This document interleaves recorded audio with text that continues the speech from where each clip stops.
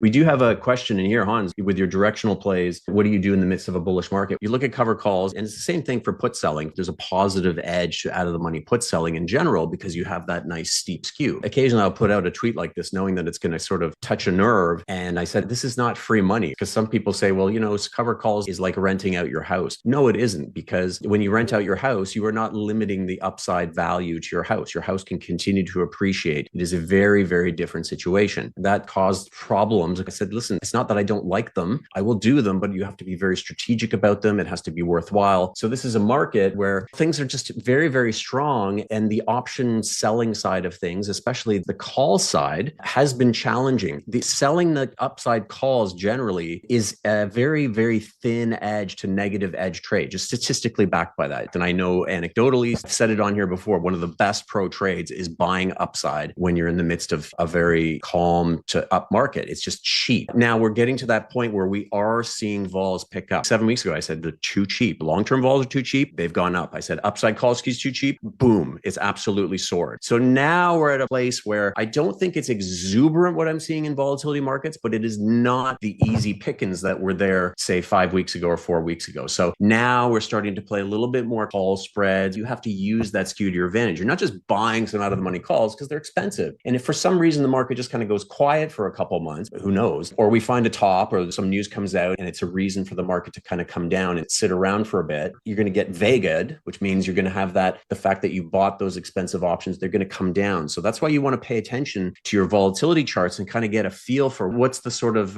texture of the volatility market. Am I paying a lot? Am I paying less? And what's the skew like? So at this point, you can continue to play upside, but it's going to be in things like call spreads. It's going to be in broken wing butterflies or maybe just butterflies. It could be in not so much calendars because you're going to have that vega risk. So there are different things that you do in different places, which is what I get into in my courses and programs that Samantha was talking about. You want to be that well-rounded trader so that you're not like, oh, wow, I was right on this move, but I didn't make anything, or I lost money, or this isn't what I thought would happen.